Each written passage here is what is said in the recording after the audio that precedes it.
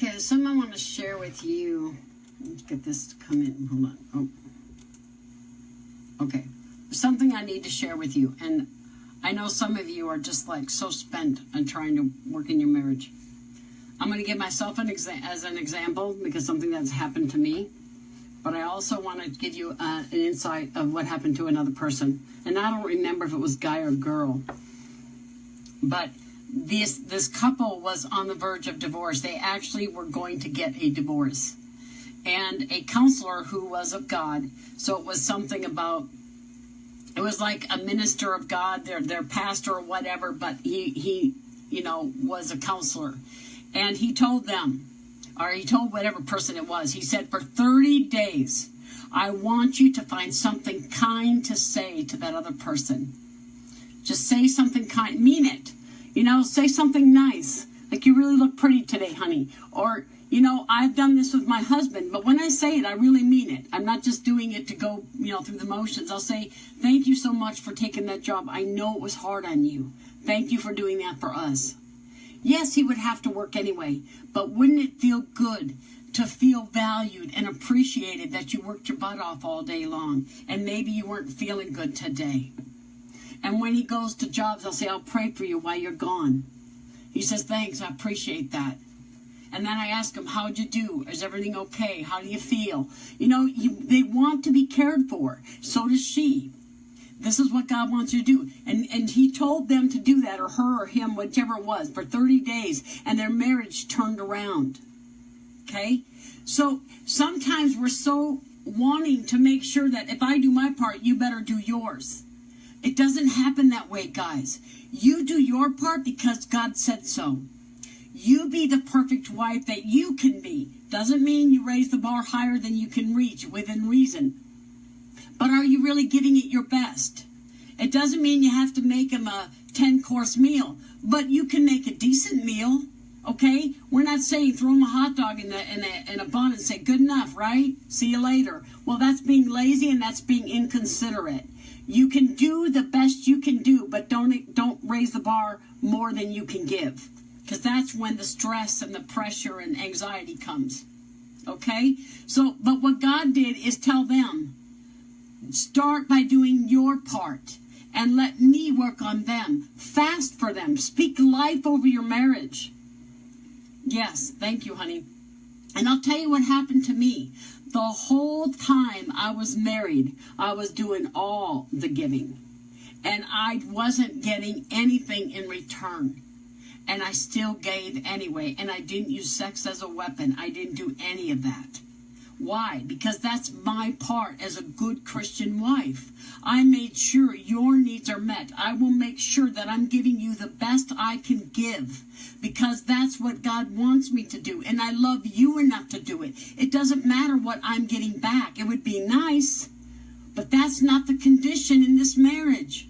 The condition is for better or worse. The condition is I am a child of the Most High God, and He tells me to be the best I can be, to give my best to you as I would give to Him. So I need to give my husband my best that I would give to God, or I would give to anybody. If He says, give this away, I'll give you my new stuff, not my old. If that's all I have, I'll give you the best I have. And I don't expect that, well, then you're not giving me, well, then forget it. Well, that's a bad attitude. I need to give you the best I have to give. And if I don't get it in return, I lay it on the altar and say, God, there's needs as a wife that I need from my husband I'm not getting. Or your husband, there's needs as a husband I need that I'm not getting from my wife. But attacking or getting an attitude of, well, if you're not going to give what I need, then forget you. That's being... I don't know how to explain the right word, but that's basically saying I'll do to you what you do to me, an eye for an eye, a tooth for a tooth. That's not the way God works. When you're in doubt, say, what would Jesus do? Jesus will give. Jesus will forgive. And when it hurts too much, lay it on the altar. Love wins more than vinegar. Love wins more than wrath. And if they see, no matter what they do, no matter how they treat you, that you are still loving. And when you lose it, apologize. Yes, maybe they don't deserve it. Maybe you had a right to be angry, but you don't have a right to react the way we react. God had me do it. You want to know what? The whole time that I wasn't receiving that I needed. And the Lord told me, he said, you know what? You had a right to be angry. Everything lines right up with why you would be angry. And you've got all these things going on in your life.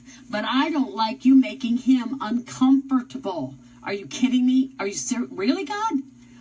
Not even uncomfortable. Now that's some pretty heavy words. I don't even want my son uncomfortable, because he's my son and I love him too, or vice versa. I don't want my daughter being uncomfortable because you put too much pressure on her, or because you call her names, or because you're verbally bashing, or because you expect her to do more than she can, or because you demean her in some way, or you make her feel unloved or not pretty enough, or whatever. It doesn't matter what it is, okay? God doesn't like it. He wants you to be Christ to them. He wants you to be a ministry to them. When you get someone who's somewhat abusive, you have a right. Either way, now remember, I'm talking male or female, doesn't matter. You have a right to say, I won't allow you to speak to me that way. But I love you, and when you're ready to talk, we'll talk. But if it's just slinging mud, we're not going to go there. You have a right to do that and just walk away and go pray and be with God and fast and speak life over your marriage. But if you just throw in the towel, now there are some marriages that will never change. I agree. I know there is. I've lived them. And there are times God will pull you out. I'm trying to straighten this. I know there is, because he pulled me out. But most of the time it's because of abuse. Okay? So just take that as you will. But I'm just telling you, this is really important to him, that you don't throw in the towel so quick. Because sometimes it's going to be something you do in the act for God and the act of love for your mate. Even if you're angry at them, you treat them as God wants you to, and let God move their heart. And don't expect in return. Don't expect them to just wallow you with appreciation for all that you just did for them. You do it because you love. And because you want to be Christ to them. Okay? Does that make any sense, guys? I hope. Okay, let's get started.